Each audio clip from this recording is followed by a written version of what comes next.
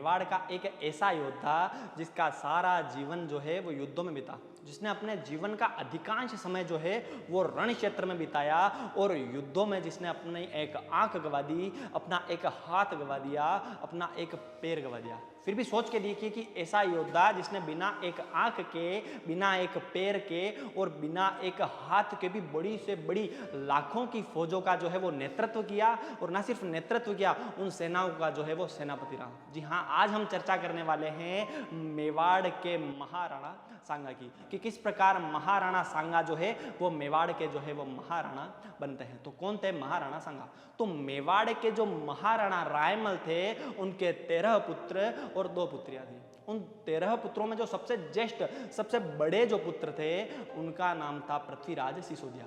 जो पृथ्वीराज सिसोदिया जो थे वो बड़े वीर प्रवृत्ति के थे। ये वही पृथ्वीराज सिसोदिया है जो कि इतिहास में उड़ना राजकुमार के नाम से प्रसिद्ध है। जब पृथ्वीराज सिसोदिया घोड़े पर बैठकर निकलते थे तो इतना तेज घोड़ा चलाते थे कि लोग उन्हें देखकर ऐसा सोचते थे जैसे कि कोई राजकुमार जो है वो घोड़े पर बैठकर उड़ रहा है। इसीलिए पृथ्वीराज सिसोदिया जो है वो प्रसिद्ध हो गए इतिहास में उड़ना राजकुमार के नाम से।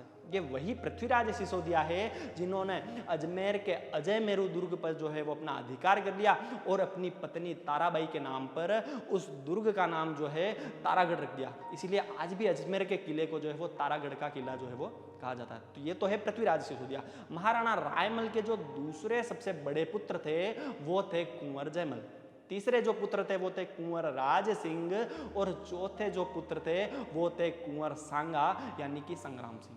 तो ये सभी जो भाई थे वो अपने आप को मेवाड़ राज्य का प्रबल दावेदार मानते थे और सभी मेवाड़ राज्य की जो है वो गद्दी प्राप्त करना चाहते थे। ठीक है, कि सभी मेवाड़ राज्य की गद्दी जो है वो प्राप्त करना चाहते हैं। इसके अलावा महाराणा रायमल जो है उनके चाचा थे सारंगदेव। वे सारंगदेव जो है वे भी अपने आप को मेवाड़ राज्य का जो है वो अधिकारी मानते थे और मेवाड़ राज्य की गद्दी को जो है वो प्राप्त करना चाहते थे। तो ऐसे में कुंवर सांगा के लिए जो है मेवाड़ का महाराणा बनना बड़ी दूर की बात थी, क्योंकि उनके प्रतिद्वंदियों और विरोधियों की संख्या जो है वो बहुत ज्यादा थी। तो एक दिन क्या हुआ कि पृथ्वीराज सिसोदिया, कुंवर जयमल और कुंवर सांगा यानी कि संग्राम सिंह जी तीनों ने अपनी अपनी जन्म कुंडलियां ली और पहुंच गए एक ज्योतिषी के पास में। जब ज्योतिषी ने जन्म कुंडलियां देखी तब ज्योतिषी ने कहा कि कुंवर सांगा जो है उसका राजयोग बड़ा बलिष्ठ है और वही आगे चलकर मेवाड़ का महाराणा बनने वाला है। तो यह सुनकर पृथ्वीराज सिसोदिया जो है वो बड़े उग्र हो गए। ठीक है, पृथ्वीराज सिसोदिया ने आवेश में आकर अपनी तलवार निकाली। उस तलवार के वार से कुंवर सांगा तो जो है वो बच जाते हैं, लेकिन उस तलवार की हूल से कुंवर सांगा की जो है वो एक आंख जो है वो चली जाती है।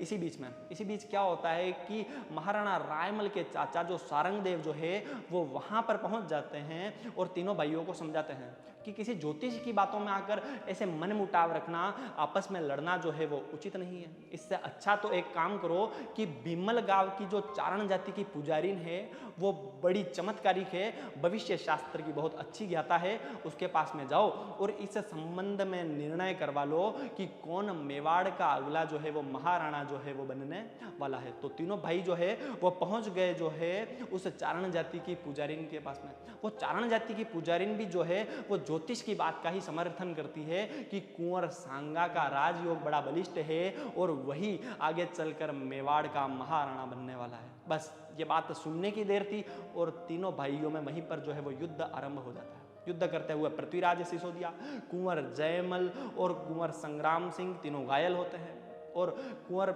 सांगा जो है वो घोड़े पर बैठकर वहां से भाग जाते हैं। कुंवर जयमल जो कि कुंवर सांगा के बड़े भाई थे वे सांगा का पीछा करते हुए सेवंतरी नामक एक गांव में पहुंचते हैं। सेवंतरी नामक गांव में क्या होता है कि राठौड़ बिदा नामक व्यक्ति जो होता है वो कुंवर सांगा को अपने आप पर शरण देता है और राठौड़ बिदा स्वयं कुंवर जयमल से लड़ता हुआ वीर गति को प्राप्त हो जाता है। उसके बाद कुंवर सांगा जो है वो अजमेर चले जाते हैं। अजमेर में करमचंद पंवार नामक व्यक्ति जो है वो कुंवर सांगा को अपने यहाँ पर जो है वो शरण देता है और उनकी सहायता करता है। ठीक है। तो ऐसे सांगा जो है वो मेवाड़ राज्य से बाहर चले जाते हैं। दूसरी तरफ मेवाड़ में क्या हो रहा था कि मेवाड़ में लगभग ये बात तय हो चुकी थी कि पृथ्वीराज सिसोदिया जो है वो मेवाड़ के अगले जो है वो स्वामी बनने वाले हैं, मेवाड़ के अगले महाराणा जो है वो बनने वाले हैं। लेकिन भाग्य को जो है वो कुछ और ही मंजूर था। पृथ्वीराज सिसोदिया की जो है वो धोखे से हत्या कर दी जाती है। जी हाँ, पृथ्वीराज सिसोदिया को उन्हीं के बहनोई यानी कि उन्हीं के जीजाजी ने जो है वो विषैले लड्डू जो है वो खिला दिए थे धोखे से। इससे पृथ्वीराज सिसोदिया की जो है वो कुंभलगढ़ दुर्ग के बाहर मृत्यु हो जाती है और कुंभलगढ़ दुर्ग में ही पृथ्वीराज सिसोदिया की 12 खंभों की जो है वो छतरी बनती है। ठीक है, तो राज्य का सबसे प्रबल दावेदार जो था वो अकाल मृत्यु को जो है वो प्राप्त हो गया पृथ्वीराज सिसोदिया। तो महाराणा रायमल के दूसरे जो पुत्र थे वो थे कुंवर जयमल। कुंवर जयमल सोलंकियों के खिलाफ लड़ने के लिए टोंक गया हुआ था। तो टोंक में सोलंकियों के खिलाफ लड़ता हुआ कुंवर जयमल जो होता है वो वीर गति को प्राप्त हो जाता है। और तीसरा जो पुत्र था महाराणा रायमल का वो था कुंवर राज सिंह। लेकिन कुंवर राज सिंह जो था वो बड़े निकम्मी प्रवृत्ति का था और मेवाड़ के सामंत ये नहीं चाहते थे कि कुंवर राज सिंह जो है वो मेवाड़ का अगला महाराणा जो है वो बनने। ठीक है, और सारंगदेव जो थे महाराणा रायमल के चाचा, उसकी हत्या जो है वो पृथ्वीराज सिसोदिया कर ही चुके थे। तो ऐसे में महाराणा सांगा यानी कि कुंवर संग्राम सिंह जी जो थे उनके सारे विरोधियों, उनके प्रतिद्वंदियों की संख्या अब धीरे धीरे कर समाप्त हो चुकी थी और महाराणा रायमल के सामने सांगा को अपना उत्तराधिकारी घोषित करने के अलावा दूसरा कोई चारा जो है वो नहीं बचा था। आखिरकार 1509 ईस्वी में 27 वर्ष की आयु में कुंवर सांगा जो है वो मेवाड़ के महाराणा बनते हैं और महाराणा संग्राम सिंह के नाम से शासन करते हैं। महाराणा बनने के बाद महाराणा सांगा ने गुजरात के सुल्तान को जो है वो 2 बार पराजित किया था। इसके अलावा महाराणा सांगा ने जो है वो मालवा के सुल्तान महमूद खिलजी द्वितीय को 1519 में गागरोन के युद्ध में जो है वो बड़े भयानक तरीके से पराजित किया। न सिर्फ महाराणा सांगा ने महमूद खिलजी को पराजित किया बल्कि महमूद खिलजी को अपने घोड़े के पीछे बांधकर मेवाड़ दरबार लेकर आए और 3 महीने तक मेवाड़ दरबार में बंदी बनाकर रखा। इसके अलावा महाराणा सांगा ने महमूद खिलजी के पुत्र आसफ खान की भी जो है वो हत्या कर दी थी। यही नहीं रुकते महाराणा सांगा और यही नहीं रुकता उनका विजय अभियान।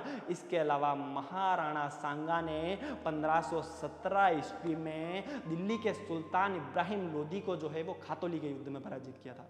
इस विजय को इब्राहिम लोदी जो है वो पचा नहीं पाता और इब्राहिम लोदी महाराणा सांगा से पराजय का बदला लेने के लिए अगले साल यानी कि 1518 ईस्वी में एक बड़ी फौज जो है वो मियां हुसैन फरमुली और मियां मक्खन के नेतृत्व में जो है वो मेवाड़ भेजता है। ये बड़ी विशाल फौज जो है वो मेवाड़ पहुंचती इससे पहले ही महाराणा सांगा ने उनसे लड़ने के लिए कूच कर दिया और उस बड़ी फौज जो कि मियां हुसैन फरमली और मियां मक्खन के नेतृत्व में आई थी उसे बाड़ी के युद्ध में सन 1518 में जो है वो महाराणा सांगा जो है वो पराजित करते हैं। इसके अलावा अमर काव्य वंशावली में ऐसा लिखा गया है कि महाराणा सांगा ने इब्राहिम लोदी के एक पुत्र को बंदी बनाकर अपने पास रख लिया था जिसे बहुत बड़ी धनराशि लेकर इब्राहिम लोदी को जो है वो लौटाया गया था। इसके अलावा महाराणा सांगा ने 16 फरवरी 1527 के दिन बयाना के युद्ध में बाबर की फौज को जो है वो पराजित किया था। उस समय बयाना का दुर्ग जो था वो बाबर के बहनोई अर्थात बाबर के जीजाजी मेहंदी ख्वाजा के पास में था। ठीक है, और मेहंदी ख्वाजा की सहायता के लिए बाबर ने एक बड़ी फौज जो है वो सुल्तान मिर्जा के नेतृत्व में भेजी थी। लेकिन इस फौज को भी आखिरकार महाराणा सांगा ने पराजित कर दिया और बयाना का जो किला है उस पर भगवा झंडा जो है वो फहरा दिया था। अगले साल नहीं उसी टाइम पे जो है वो खानवा के युद्ध में अगला जो युद्ध हुआ था 17 मार्च 1527 के दिन खानवा के युद्ध में महाराणा सांगा और बाबर की फौजें वापस भिड़ती है एक दूसरे के सामने। लेकिन इस युद्ध में निर्णायक रूप से महाराणा सांगा की पराजय हो गई थी। ठीक है, और इस युद्ध के बाद में बाबर ने महाराणा सांगा की पराजित सेना के लाखों सिपाहियों की गर्दनें कटवाकर एक मीनार का जो है वो निर्माण कर दिया था ताकि भारत में रहने वाले सभी हिंदुओं के मन में जो है वो एक भय जो है वो व्याप्त हो जाए। तो ये थे महाराणा सांगा। आखिरकार 30 जनवरी 1528 के दिन महाराणा सांगा की जो है वो मृत्यु हो जाती है और महाराणा सांगा वीरगति को जो है वो प्राप्त हो जाते हैं। ठीक है, उनकी मृत्यु के संदर्भ में ये कहा जाता है कि महाराणा सांगा को उन्हीं के सामंतों ने जो है वो जहर दे दिया था, क्योंकि महाराणा सांगा घायल होने के बाद में भी जो है वो बाबर से युद्ध करने की जिद कर रहे थे। जब महाराणा सांगा खानवा के युद्ध में मूर्छित हो गए थे, तब जाला अज्जा नामक व्यक्ति ने जो है वो राज छत्र राज मुकुट को अपने सर पर धारण किया और युद्ध करता हुआ शहीद जो है वो हो गया था। तो ऐसे थे मेवाड़ के महाराणा सांगा।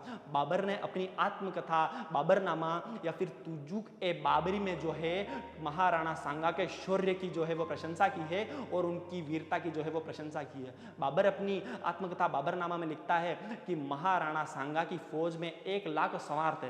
इसके अलावा सांगा का मुल्क जो है वो 10 करोड़ की जो है वो आमदनी वाला था। ठीक है, और उसे सारे उत्तर भारत का सबसे मजबूत शासक जो है वो बताता है बाबर अपनी आत्मकथा में। तो ये थे मेवाड़ के महाराणा सांगा। महाराणा सांगा ने जो है युद्धों में अपनी एक आंख गंवा दी थी, अपना एक पैर गंवा दिया था, अपना एक हाथ गंवा दिया था, लेकिन इसके बाद भी वे बड़ी से बड़ी लाखों की फौजों को जो है वो पराजित करने की क्षमता रखते थे। ठीक है, तो महाराणा सांगा ने जो है वो राजस्थान में पाती परवन की परंपरा को वापस शुरू किया था, जिसके अंतर्गत सारी राजपूत जातियां जो है वो विदेशियों को यानी मुसलमानों को जो है वो बाहर निकालने के लिए आखिरी बार जो है वो एक होकर लड़ी थी। ठीक है, महाराणा सांगा को जो है सैनिकों का भग्नावशेष कहा जाता है, क्योंकि महाराणा सांगा के शरीर पर तलवारों के 80 घाव थे कि आज की तारीख में हमें विश्वास भी नहीं होता है कि एक ऐसा योद्धा जिसके शरीर पर जो है वो तलवारों के 80 घाव थे, इसलिए उन्हें सैनिकों का जो है वो भग्नावशेष कहा जाता है। इसके अलावा महाराणा सांगा को जो है हिंदू पथ भी जो है वो कहा जाता है और महाराणा सांगा को अंतिम भारतीय हिंदू सम्राट के रूप में जो है वो स्मरण किया जाता है। ठीक है, और महाराणा सांगा के बाद में उन्हीं के पुत्र विक्रमादित्य के बाद में उदय सिंह जी और उदय सिंह जी के बाद में उदय सिंह जी के पुत्र महाराणा प्रताप आगे चलकर मेवाड़ की राजगद्दी पर जो है वो आसीन हुए। महाराणा प्रताप जिन्होंने अकबर की नाक में दम करके रख दिया था, वे भी महाराणा सांगा के ही जो है वो पुत्र थे। ठीक है, तो ये थे मेवाड़ के महाराणा सांगा और इनको शत शत नमन करना ही जो है वो उचित रहेगा। यदि आपको ये वीडियो अच्छा लगा है तो इसको लाइक, शेयर और सब्सक्राइब जरूर करना। धन्यवाद।